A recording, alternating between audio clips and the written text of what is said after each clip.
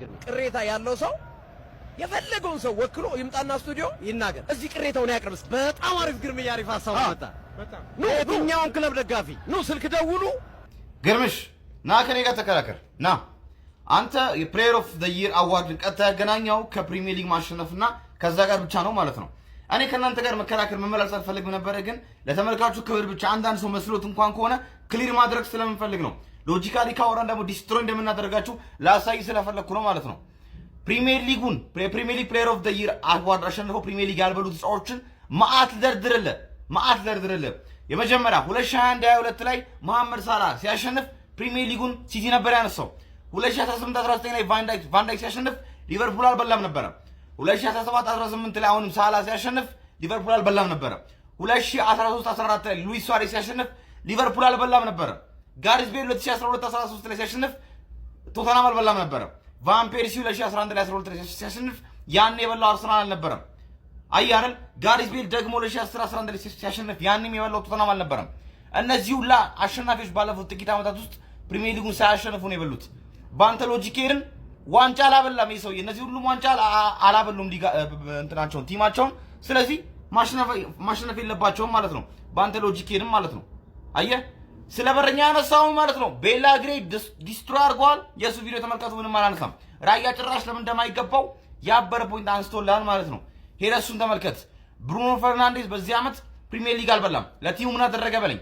15ኛ የወጣን ቲም 3ኛ ሆኖ እንዲጨርስ ማገዝ፣ ሁለተኛ የነበረን ቲም አንደኛ እንዲሆን ከማገዝ በጣም ይለያያል። አንድ እሱ ማወቅ አለብህ። ሁለተኛ አማካይ ሆኖ 30 ጎል ኮንትሪቢዩሽን አድርጓል በዚህ ሲዝን which is በጣም ኢንሴን ማለት ነው።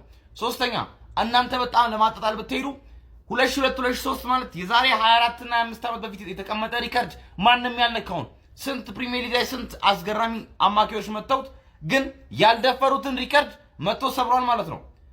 ይሄ ብቻ አይደለም። ሄነሪ ያን ሪከርድ 2002-2003 ላይ ሲሰብር ዋንጫ በሚበላ አርሰናል ቲም ውስጥ ሆኖ ነው። በጣም ከምርጥ አጥቂዎች ጋር የተጫወተው ያን ሪከርድ የሰበረው። ኬቪን ዴብሮይን ሪከርድ ሲሰብር በጣም አስፈሪ በሆነ ሲቲ ቲም ውስጥ ሆኖ የሰበረው ማለት ነው። የነሱን ስራ ላሰንስ ሳይሆን ነገሩን ላስረዳ ብዬ ነው። ብሩኖ ፈርናንዴዝ ግን ይሄን ሪከርድ ሲሰብር ከማን ጋር እንደተጫወተ ማየት ትችላለህ።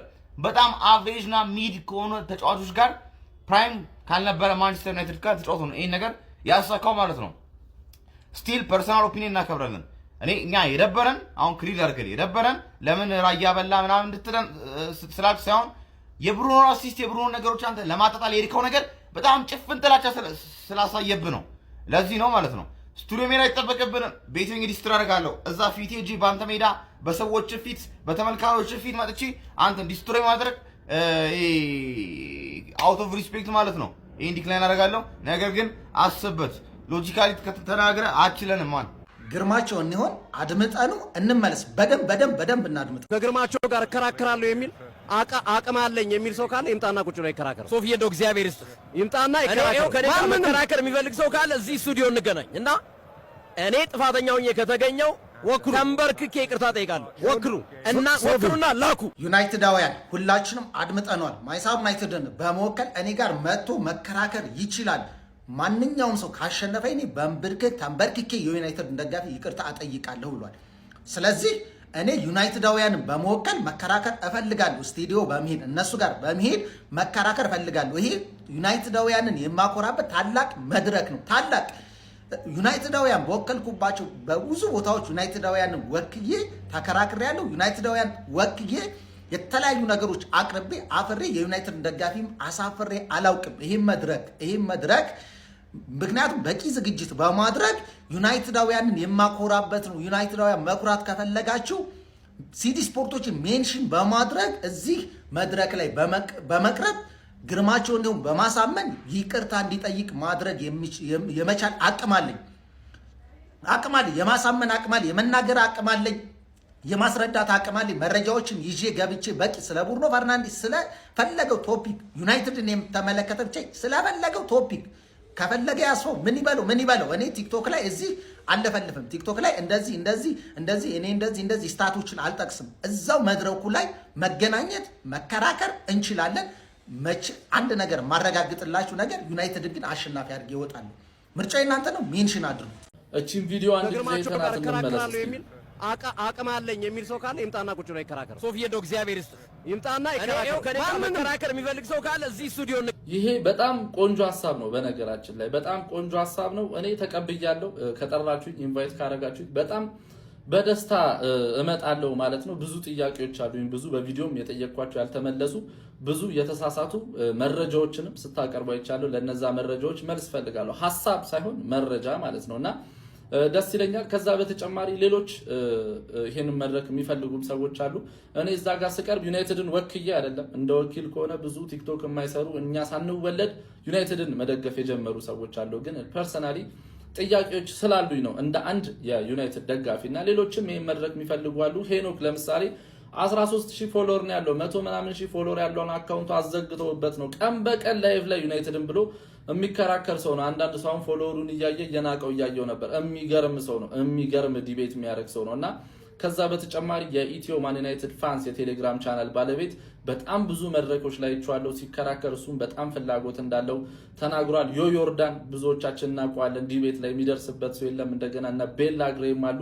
ብዙዎቻችን ፍላጎት አለን። ዞሮ ዞሮ የሆነ ሰው መምጣቱ አይቀርም፣ እንደውላለን፣ ስቱዲዮም እንመጣለን፣ የሆነ ሰው እንወክላለን፣ ጥያቄያችን ይመልስልናል ብለን የዩናይትድ ደጋፊ በአንድ ሰው ኦር በሆነ ግለሰብ የሚወከል አይደለም። ነገር ግን ጥያቄዎች አሉን፣ ጥያቄዎቻችንን እንድትመልሱልን እንፈልጋለን ማለት ነው። እስቲ እናንተ ማን ቢሄድ ማን ጥያቄያችንን ያቀርብልናል ብላችሁ ታስባላችሁ? ቲክቶከርም የፈለጋችሁትን እስቲ ኮሜንት ላይ ሜንሽን አድርጉልኝ ማለት ነው።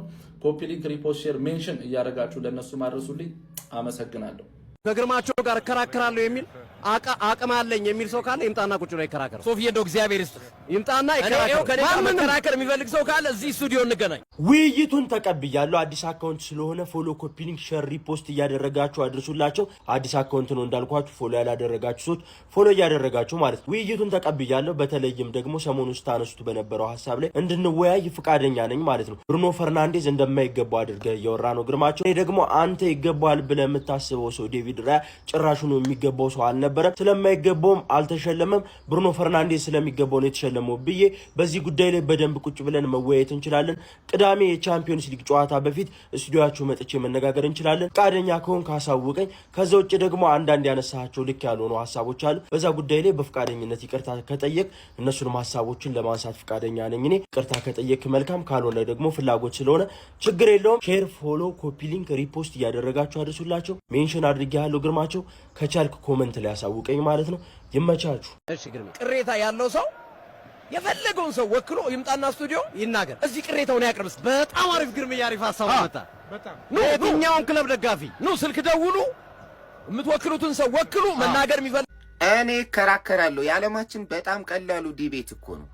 አንተ ዴቪድ ራያ ነው የሚገባው ምክንያቱም 19 ክሊንሺት አለው ፕሪሚየር ሊግ በልቷል ብለህ፣ እኔ ደግሞ በዚህ ዓመት የፒኤፍኤ አዋርድ አሸናፊ መሆን የሚገባው ብሩኖ ሚጌል ፈርናንዴዝ ነው። ቁጥሮችን ይዤ መጥቼ ማለት ነው። እሺ ዴቪድ ራያ ፕሪሚየር ሊግ ስለበላና 19 ክሊንሺት ስላለው ብሩኖ ሳይሆን ራያ ነው የፒኤፍኤ አዋርድ አሸናፊ መሆን የሚገባው። ከፈለጋችሁ መጥታችሁ ተከራከሩኝ እያልክ ነው ግርማቸው። እሺ 2004 2005 የእንግሊዝ ፕሪሚየር ሊግ አሸናፊ ማን ነው? ቼልሲ ነው። በረኛው ፒተር ቼክ ነው። በዛ ዓመት 19 አይደለም ክሊንሺት ያለው ፒተር ቼክ 24 ክሊንሺት አለው። ለ1025 ደቂቃ ምንም ጎል አልገባበትም። እዚህ ጋር ደግሞ አስመርልኝ፣ ሲዝኑ ሙሉ ፒተር ቼክ ፕሪሚየር ሊጉን ሲበላ 24 ክሊንሺት ይዞ ሲወጣ ሲዝኑ ሙሉ 15 ጎል ብቻ ነው የገባበት። እዛ ድረስ ቦሌ ድረስ መጥቼ መከራከር መጫጫ ንቀት መስሎ ስለታየኝ ማለት ነው።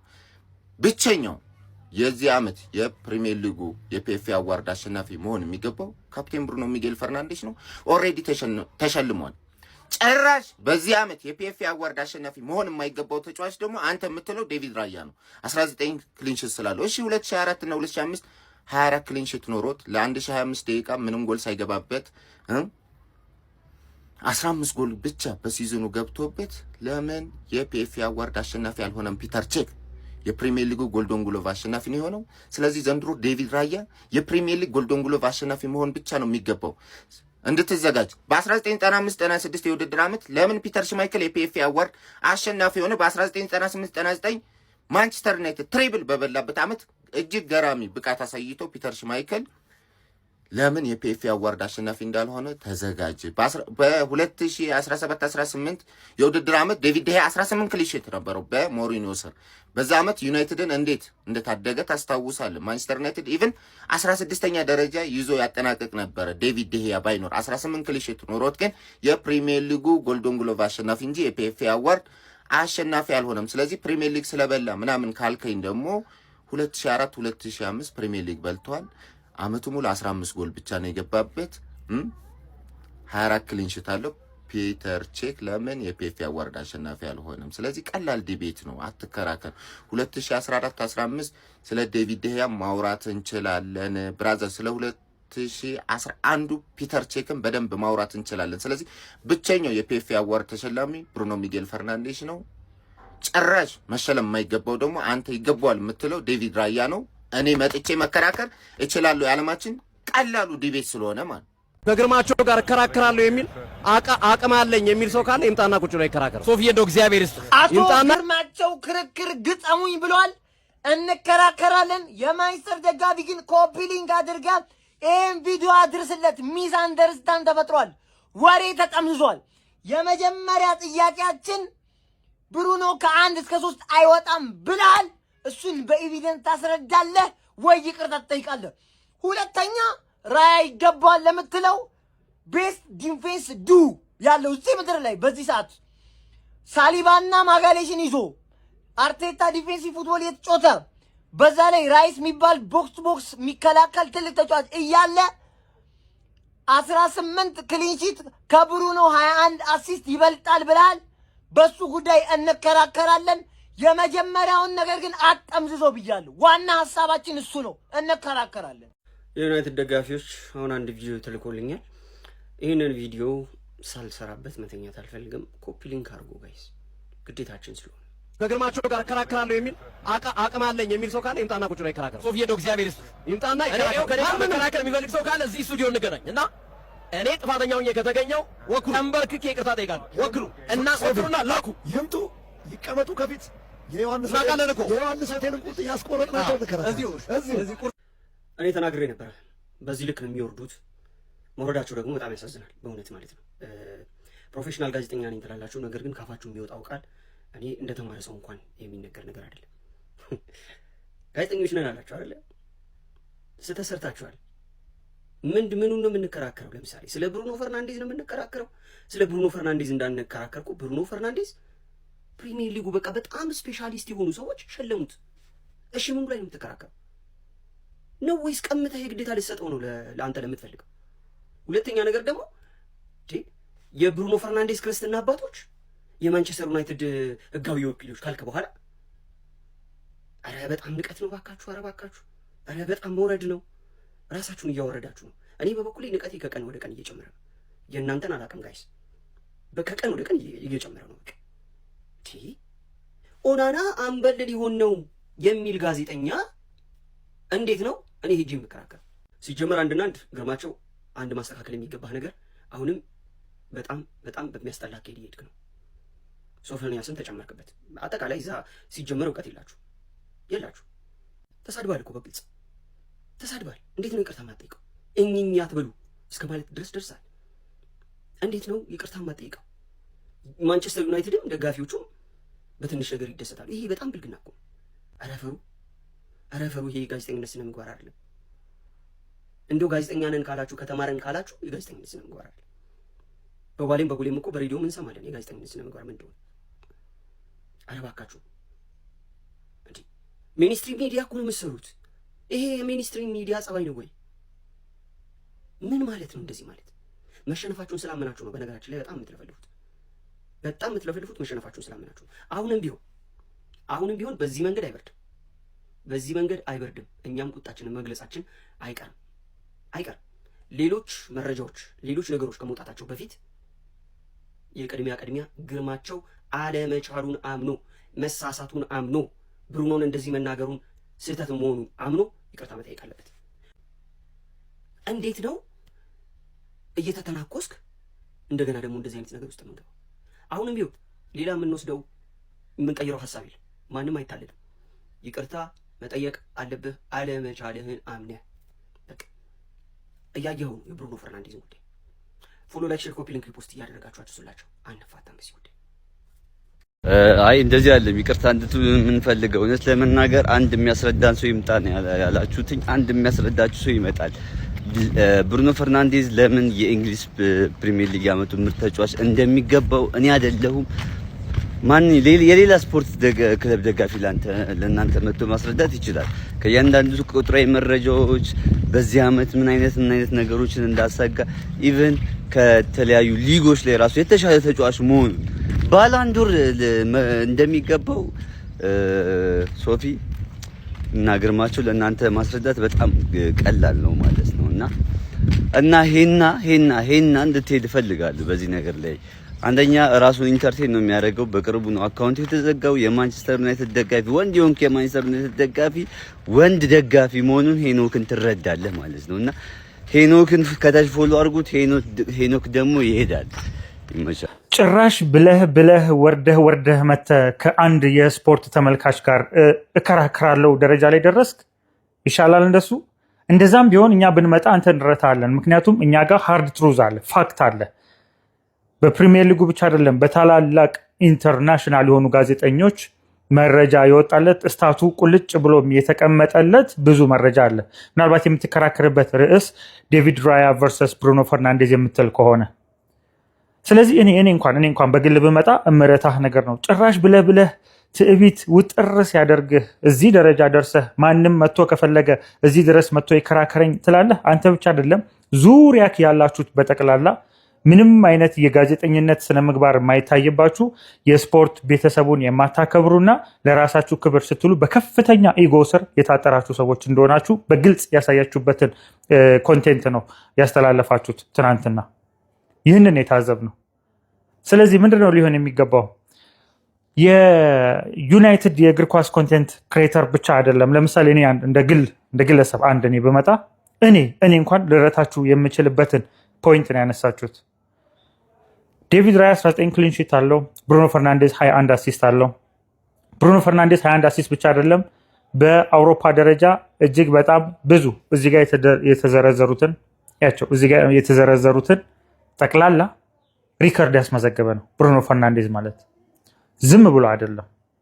ዩናይትድን ተሸክሞት ካፒቴን ሆኖት ተሸክሞት ለዛውም ምርጥ ኢላይት የተባሉ አጥቂዎችን ሳይዝ በጣም ብዙ እሱ የተደረጋቸው ቻንሶች ሁሉ መክነውበት ግን የፕሪሚየር ሊጉን በሲንግል ሲዝን አሲስት የማድረግ ሪከርድ ሰብሮ በእጁ ያስገባ ድንቅ ታላቅ ተጫዋች ነው።